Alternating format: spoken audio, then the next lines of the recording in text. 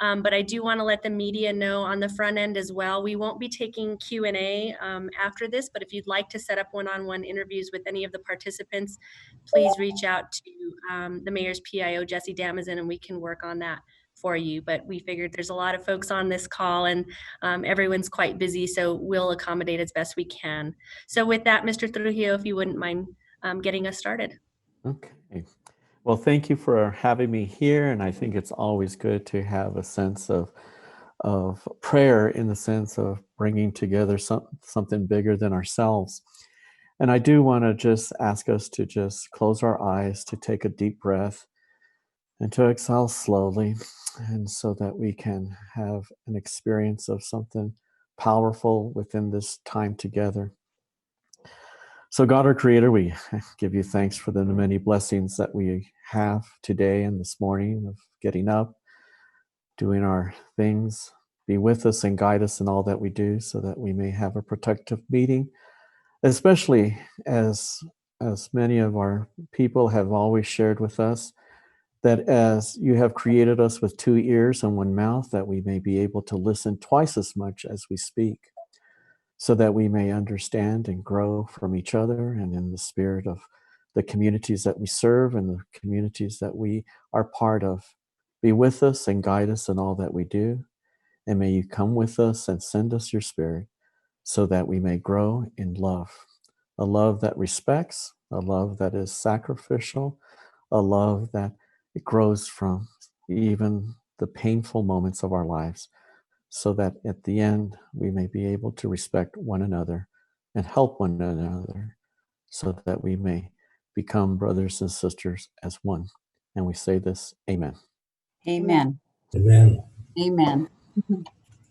Thank you so much. What a great way to start off a healing dialogue and conversation. So with that, I'd like to turn it over to Councilor Borrego to say a few words as well. Oh, well, thank you, everyone, and thank you all for being here this morning. And thank you to Councilor Pena for helping to put this together, and to the mayor over the weekend. We've all had a lot of conversations, and thank you to our Congresswoman for joining us. We've had a lot of conversations over the last couple of weeks, and some of them have been disturbing, and some of them have been not without emotion, because we've all seen the activities that have occurred and somewhat have disrupted our community's calmness. And it's been difficult to watch, and I think sometimes people think that our leaders are not responding, but we are talking to a lot of people and trying to, as most people in the community, sort of gain a sense of what happened. And I think all of us have supported Black Lives Matter, but it went beyond that. And some of the questions that in our minds of how our brothers and sisters, the Hispanic community, the Native American community, the Anglo community, I don't really consider it Anglo, because it's Italian and German and all sorts of different nationalities, and it's kind of the same thing for Hispanics and even the Black community. There's a lot of people involved and a lot of races involved, and these race wars have really disrupted where we are in our thinking, and we're just sort of trying to put it all together and make sense of it, and know what actions to take to bring people back together, because this is not the New Mexico that I grew up in. And it's a scary time, and it really scares me for our children. So with that, I'd like to continue this dialogue, open this dialogue, and start working together to do some community healing, and that's why I'm here this morning. Thank you, Counselor. I really appreciate that. And just for the folks who are joining us, there will be some folks who are speaking and some who have just joined us to listen into the dialogue. We have our Director of Office of Equity and Inclusion, Michelle Melendez on, Adan Cariaga, and Sofia Sanchez from Congresswoman Deb Haaland's office as well, who likely will not be speaking but are on the call, so I'd like to acknowledge them as well.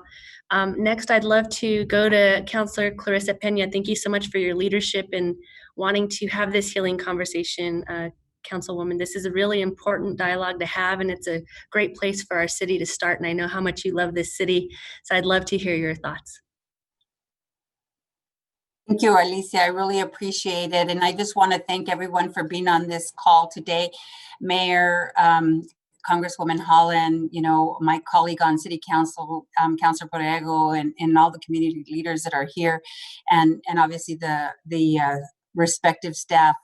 You know, I think this is just so important that we begin to move forward. You know, New Mexico, as Councilor Borrego stated, is better than this, and we are working and always trying to make our city and our state a better place to live. So with that, I'm just actually going to go into my remarks. I want to just kind of keep them really focused. And, you know, I've been writing and rewriting all weekend because I know how important this is, you know, as a Hispanic woman from New Mexico. And I just really, before I get started, I want to thank, and a special thanks to Congresswoman Haaland.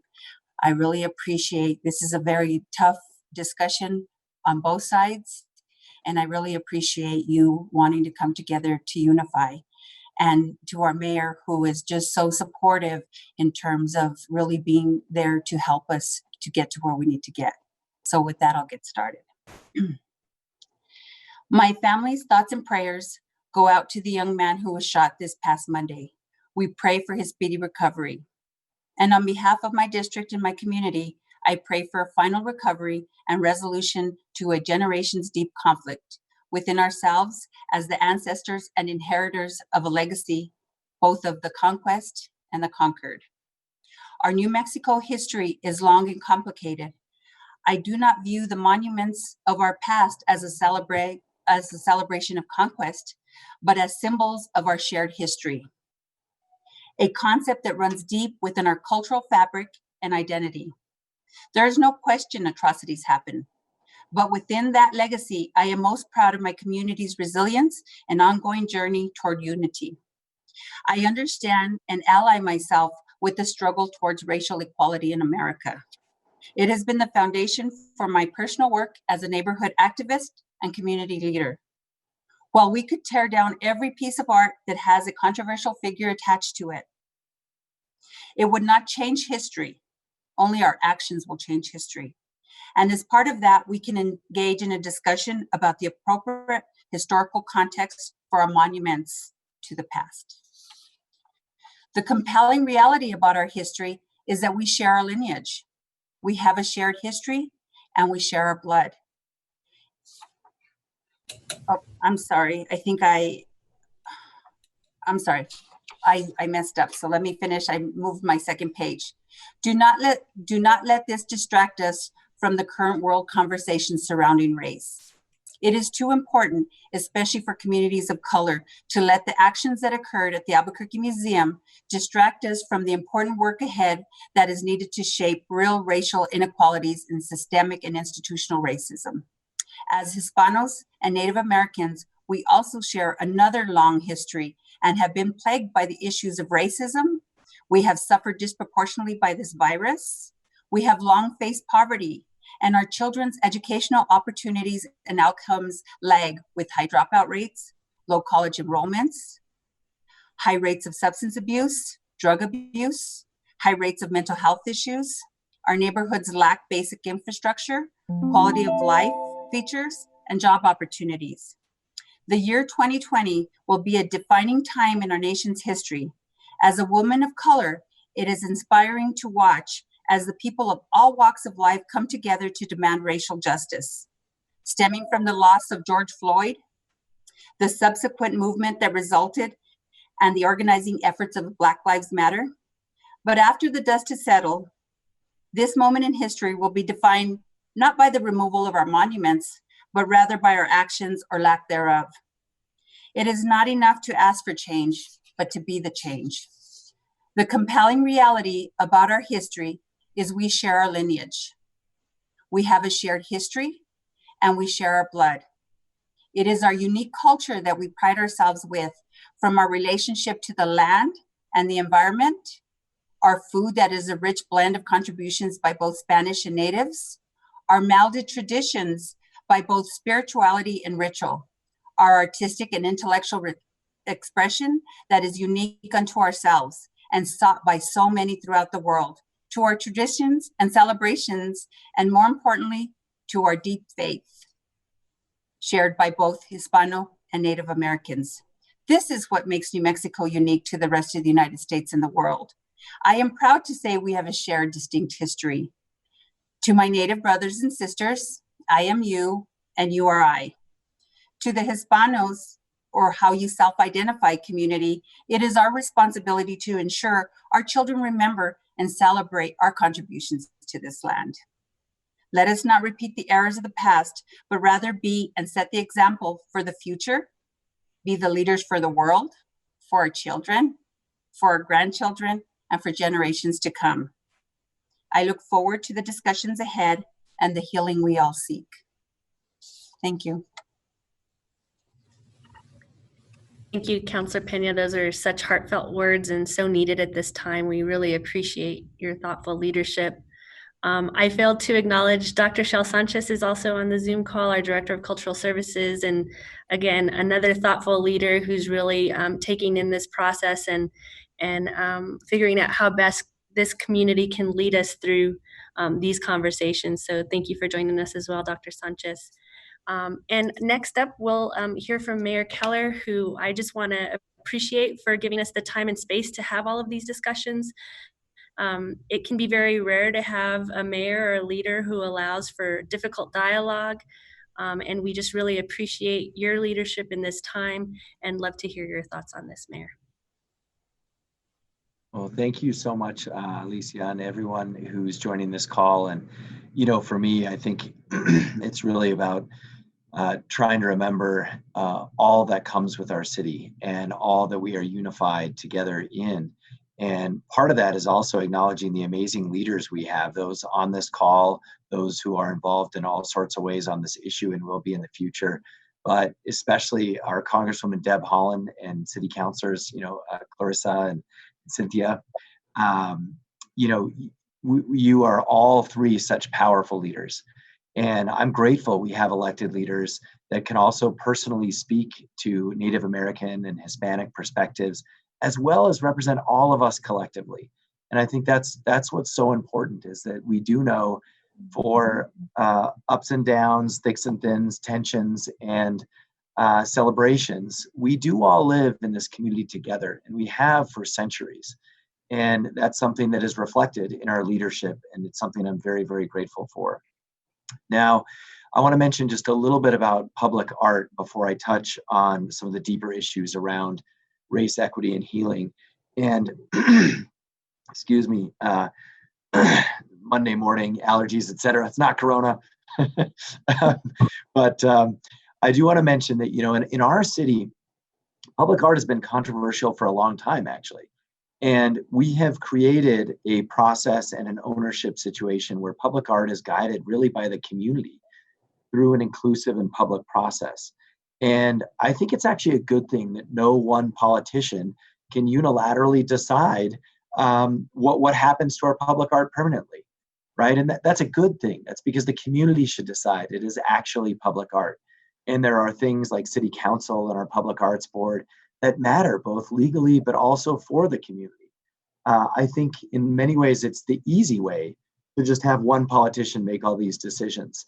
And, you know, frankly, that's kind of always my instinct, and what I've been always reminded by both our public arts folks and our counselors, this isn't about one person's opinion. That's the whole point, right? It's about all of our collective histories. And so in Albuquerque, we actually have the opportunity to address these concerns around our cultural identity and find unity in some solutions that actually work for all of us. And that's what this dialogue should really be all about. Now, I think it was about 3 years ago, it's hard even to remember now, when I asked for the voters to hand me this role. And I think back on that, and part of a key part, I think at the time I was in our, top 3 priorities for the city. One was equity. And I want to talk a little bit about that because it could never be more important. And it was also about championing our city for what it is, for the shared cultures. This is what we said time and time again with the concept of One Albuquerque. It's that we champion our diversity, but we also know we're all in this together. That has been actually a clarion call for us over the last 3 years and even before that. But also, it's so important as we think about the journey going forward. Because for us, we know from our history that things like racial healing and racial equity is a journey, right? There's no stopping point. There's no one act that makes everyone feel comfortable. It's about taking steps forward. And look, there are going to be steps backwards. But obviously, over time, we have to, bend that arc towards justice and towards reflecting all of our collective identities. And that's what this is really about. Now, as part of this, we've got to remember some, I think, standards around, we've got to stand against oppression in general, no matter when it happened, but also stand with those who are oppressed. And I think most importantly, those who are oppressed now. And that is not to speak in any way for the Black Lives effort, but one of the things that I have learned is they are talking about literally today, each and every day. And so that's something for us to remember in this discussion as well. And it's also, of course, it's unfortunate we have to say this, but I think it's important that our leaders continue to do this. We must condemn all forms of racism and hate of all kinds. That is what universally we cannot have. And that means white supremacy. It means anti-Blackness, which is different than general anti-racism. It also means anti-Hispanic rhetoric and actions, which we have seen a sharp increase in generic anti-Hispanic rhetoric in our city. And this also means anti-Native American rhetoric, which of course we've had in our city as well. These actions have no place in Albuquerque and in New Mexico. And we also need to remember that violence is never acceptable. The shooter at the sculpture the other night caused grave harm, and not only just to the victim, but also to the countless people who are afraid for their lives, and to our city, to how it is dividing and creating hate in our city. And those who are doing that, creating that hate and division and violence, must also be held accountable. Now, as we think about reconciliation and the path forward, this process isn't just about whether or not to take down a statue or to rename a street. It's got to be about finding ways that we can heal historical scars with a real reconciliation process. And my hope is that this somehow is our gift also to future generations, because we know this is going to happen like every 10 years.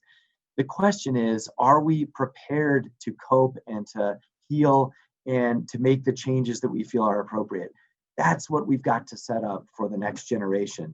And I think as good or as however you feel about it, but past efforts, they didn't set up something lasting that we could use right now. And I hope that is something that we can do for the next generation. So I want to really wrap things up, because this is, even for me, especially just about listening. But as mayor, I think you just sometimes also have to share a few thoughts. And so I appreciate everyone on this call creating that space for the mayor of our city. And so let me close just with, I was born and raised here. Obviously, I do not have a history that goes back centuries and generations, but I was born and raised here, and I know that I love this city. And, our collective heritage, that is why we love this city. That's why I came back. That's why they call it the land of entrapment, because we all love it here for one reason or another, and we can't even get ourselves to leave. And I think it's really important to remember that we have long found resilient ways to live together. And it's not always been peaceful, but we have found ways to coexist together and to do things like love each other and intermarry and celebrate each other's culture. And for us, I believe that is part of the path forward.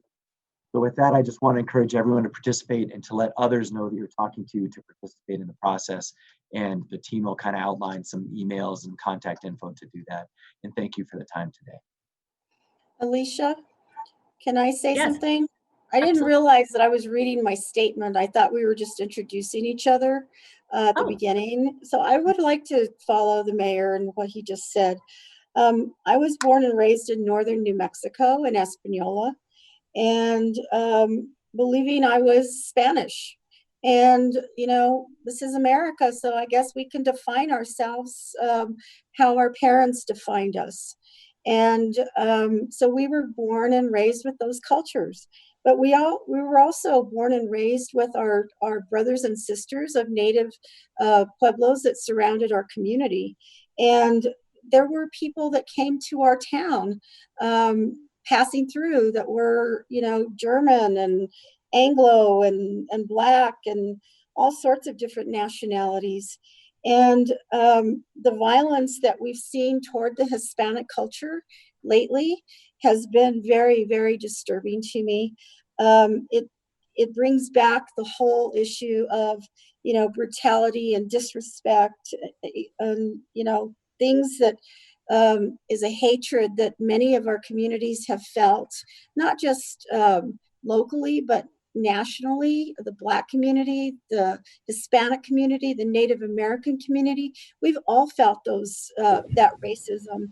And probably even you think about breaking into other races, the the white community and for example, the Irish and the Catholics, and this has no place in our state or our city of Albuquerque. And I think that, I'm really thankful that you guys called this morning, because I was personally offended to the point where, I had to go to the mountains for a day just to get my spirit back, because I felt like somebody had kicked me in the stomach. It's like, no, you don't belong here. And, we have a process, as the mayor described, for taking down public art if somebody is offended by it. Public art is meant to be controversial, and there's nothing that says that we have to keep the same art up forever. And I think that having that community conversation and that community dialogue, we have to remember that the Jornada that was in Old Town was an approved public art process, and it was also approved by the voters. So, we can, as I think Councilor Pena said earlier, we can take down all the statues we want, but it's not going to take away the history that we have together. And, what we pride ourselves in New Mexico on is our tourism. And people come here because they love that diversity and the way that we live together and the way that we work together. And, people are moving here because they want that, because maybe they're not getting that in their own cities. And for us to just stand up and start destroying it, just, then we become like every other city in the country. And I don't think that's where we want to go. So I think we need to start appreciating each other, building tolerance, which we've had. I mean, I remember going to feast days all my life. They invited our families to the feast days, the different pueblos. That was something, and my parents, they had an art and jewelry store for 30 years. We traded with all of the Native American tribes in the state. So, tolerance, unity, and cooperation, that's what we've done for the last 500 years. And, yeah, there were atrocities, but we also have to remember that, those were times of war. And, we couldn't control those now 500 years later. We can definitely work to make it better, but we can't go back 500 years. And, I'm so glad that we have our Congresswoman on today to, because she has been great in terms of trying to heal our communities. And I'm really hopeful that we bring together our community and calling for this healing process. Thank you, Councilor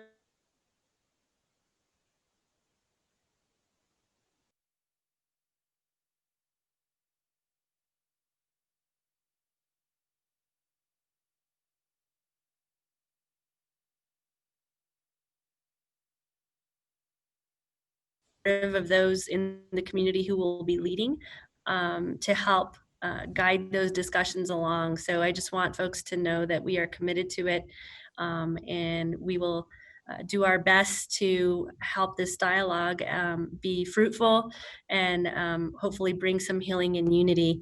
And speaking of healing and unity, it's just amazing to have Congresswoman Deb Haaland on with us. We are so fortunate to have you representing us in Washington, D.C., Congresswoman, and you just really don't need any introduction, so I'm going to let you go ahead and kick things off. Thank you so much, Alicia, and Mayor Keller, councilors Borrego and Pena. I'm so happy to see all of you, Hakeem, Adon, Antonio, my dear longtime friends.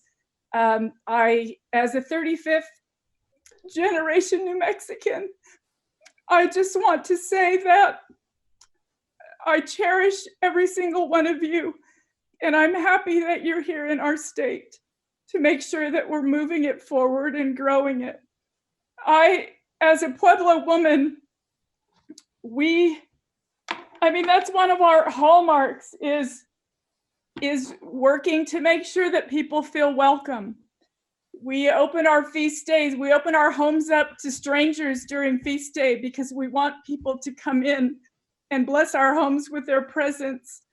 And I carry that with me everywhere I go, even all the way to Washington, D.C. And in fact, over Christmas, we had a party in my office and I fixed pozole and I baked bread and we invited everybody in. And it was a beautiful thing to know that our New Mexican traditions, we can take them with us anywhere we go. And that's our gift to the world, right? We were all raised the same way. All of us, we're New Mexicans. And so I first want to just say, all of you I'm happy that you're here. I cherish your friendships. You know I do, because I've helped all of you in one way or another. And I will continue to do that long into the future. So thank you all. So thank you for having me here today to talk about cultural healing as we move forward from recent events that have caused bad feelings among us and have imparted violence on one of our community members. The shooting that occurred a week ago left me horrified and hurting. I will first say that I pray each day for the victim and his full recovery. We are all New Mexicans, and now in 2020, we all have contributed to the beauty of our state through hard work and respect for one another. The discussion today is nothing new. We have been having these discussions for decades, and what I hope comes out of this conversation is acknowledgement of our past, a path to healing from those actions that seep into the present day, and unity to help move us forward. Yes, Don Juan de Oñate was a brutal man and perpetuated many hateful and horrific acts against the Pueblo Indians, and he influenced others to do likewise. Yes, the Franciscan priests Catholicized us and used my ancestors as slaves to build great places of worship when we instead needed to sustain ourselves and our communities. As New Mexicans, this history belongs to all of us, but we don't have to stay in the past. We can acknowledge this terrible history and work together to heal and move forward, because there is too much work to be done. Through the years, both Hispanic and Native Americans have faced deep oppression in our state, but we haven't allowed those terrible injustices to derail our drive to move our state forward. At the end of the day, there are still New Mexicans who are being denied food stamps, health care, and a fair hearing on many issues. These are the issues that will keep all of our children from attaining success, and I want us to focus on solving these issues together. I know we are in tumultuous times. America is finally realizing that we must do right by our communities of color. The massive protests across the country in support of Black Lives Matter have inclined cities and jurisdictions to change rules and laws to reflect more humane policing practices. I'm inspired by these changes as I work in Congress to pass legislation that codifies how our country should treat its people with respect. The things that exclude many communities of color from experiencing the true promise of this country must be addressed and strong, effective action taken. I understand that our history can be sad and painful, but we are all New Mexicans and we have learned to accept each other into each other's families. We work together and converse in each other's languages. When I sit down with the Spanish land grant communities in my district, I feel as if I'm sitting with my aunties, uncles, and cousins because of our shared history and deep spiritual connection to the land. We share so many traditions that make our state unique, and out of that, we can work together for a better future together. On Pueblo feast days and every day, our tables are flushed with traditional Pueblo oven bread, which we have because the Spanish brought both wheat and hornos. Many of our family members raised cattle and sheep, which are also part of the cultural exchange that our ancestors participated in centuries ago. Squash and corn, Pueblo farm staples, are cooked into calabacitas that seemingly every Hispanic household calls their own. All of our favorite New Mexican restaurants cook the food that makes our state so unique, a combination of Spanish and Pueblo Indian. The challenges we face because of the coronavirus are because communities of color have faced disparities that other communities have not. And that's why our communities have the highest percentage of COVID-19 cases per capita. We must stick together to fight the issues that have been long-standing in this country and fight for what is right. I'll leave you with a quote by Martin Luther King Jr. from his Nobel lecture, and which was highlighted in the Spike Lee film, Do the Right Thing. He says, "Violence as a way of achieving racial justice is both impractical and immoral. It is impractical because it is a descending spiral ending in destruction for all. The old law of an eye for an eye leaves everybody blind. It is immoral because it seeks to humiliate the opponent rather than to win his understanding. It seeks to annihilate rather than to convert. Violence is immoral because it thrives on hatred rather than love. It destroys community and makes brotherhood impossible. It leaves society in monologue rather than dialogue. Violence ends by destroying itself. It creates bitterness in the survivors and brutality in the destroyers." And of course, Martin Luther King Jr. was a very wise man. Before I close, I just want to acknowledge that I did invite our former Secretary of Indian Affairs, Alvin Warren, to be here with us today. I know he's extremely busy and just want to acknowledge that he is always a strong and calming and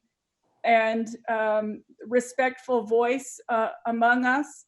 And then I also want to acknowledge my dear friend, Adan Cariaga.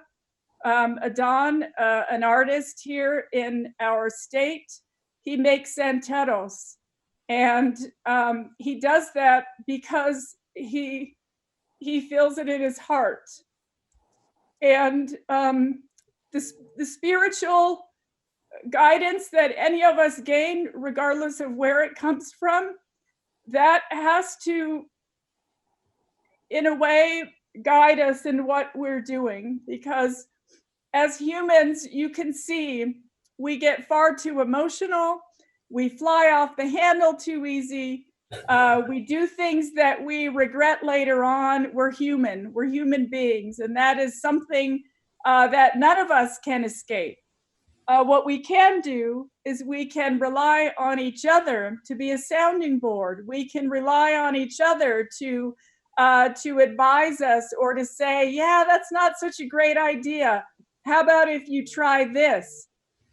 In the end, my my true hope is that we all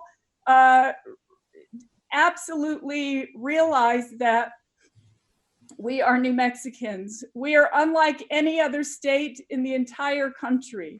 And we have lifted each other up for a very long time. And I want us all to continue to do that, because it's our children and our grandchildren that I want to see benefit from the fruits of these hard discussions, benefit from our hard work that we're doing to make sure that we can come together and move these issues forward. And with that, I will return it to you, Alicia. Thank you, Congresswoman. That was just incredibly powerful. Thank you for sharing your words and your wisdom and your love with us and with the community. This is exactly what we need right now. And we just appreciate you so much. And I want you to know that each and every one of us appreciates all that you're doing and your perspective. Here at the city, we announced recently that we'll be engaging in a public dialogue with community. We're calling it the Race, History, and Healing Project. And the internal team lead for that project is with us today. His name is Hakeem Bellamy, the Deputy Director of Cultural Services. Hakeem, I'd like you to say a few words, but again, just want to reiterate that this process belongs to you all, to the community. We are just here to help that process go along. So Hakeem, if you'd like to share more about that. Thank you. Thank you, Alicia. And thank you for all the city and state leadership that's at the table right now. And thank you, Congressman Holland. Appreciate you all the time. I want to just, to Alicia's point, say that I feel humbled and honored and challenged to take on the role of team lead for the Race History and Healing Project. I am one of 12 professionals within the dual departments kind of leading this, CSD, the Cultural Services Department. My director's here, and Director Melendez of the Office of Equity and Inclusion.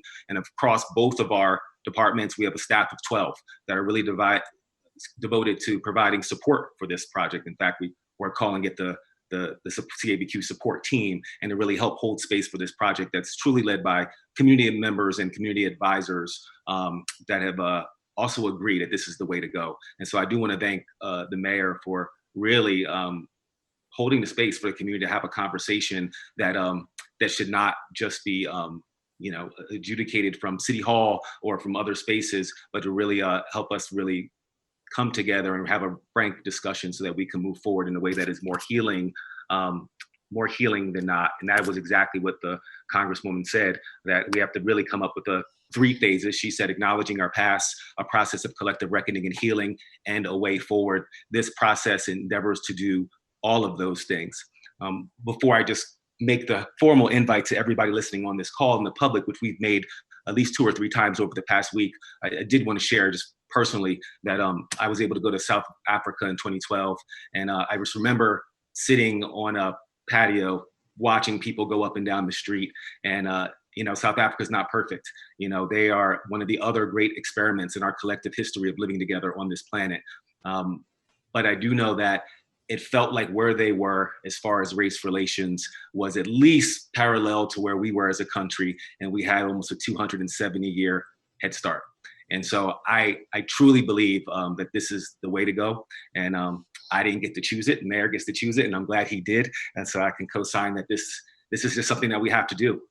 We can't kick the can down the road in this 3rd wave of the movement for Black lives and hope that it miraculously gets better 2 years from now. We have to act, we have to lead.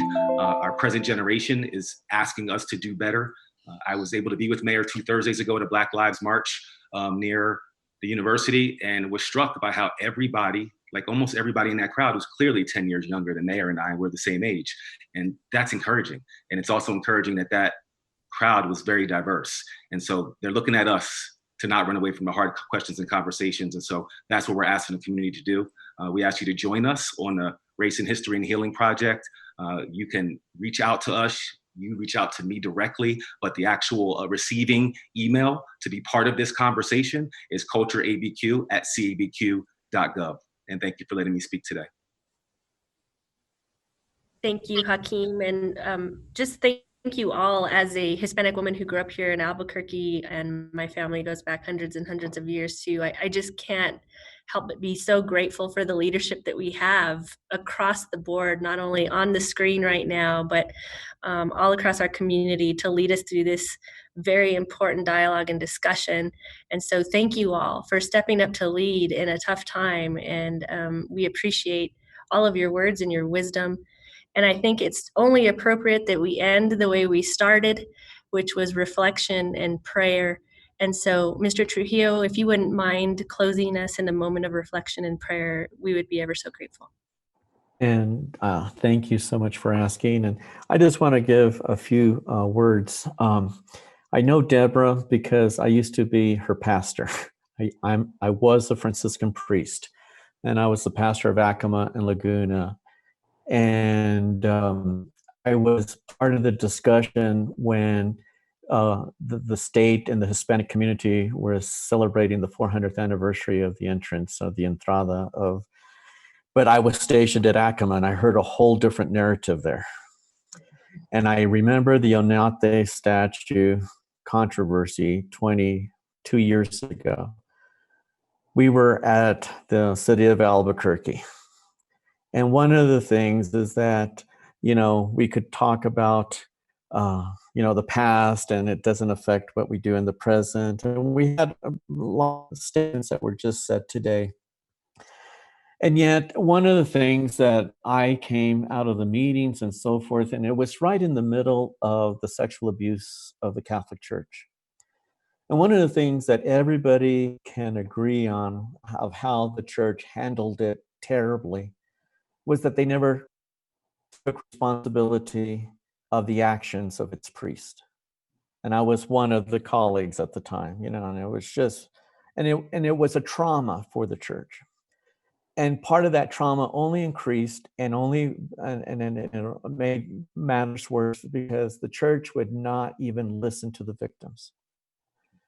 When it came to the Acoma situation, especially with Oñate, it was on a historical level that for all these centuries, nothing and ever has anyone listened and taken responsibility that this happened in the lives of a community.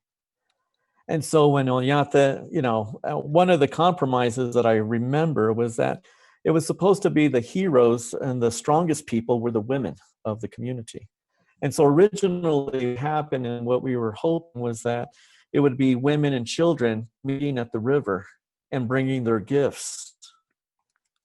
And so it was a powerful image. And I think sometimes we just need to start not with those people who had dominance, who had money, who had wealth, but it comes down to in any community, and it's amazing to see women in leadership today, is that we forget about the whole aspect of the heart.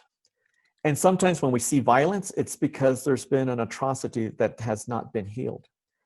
And it can be in a domestic situation of boyfriend, girlfriend, husband, wife, how, we have to be right and we have to prove our point, but all it does is escalate until something happens where there's violence at times.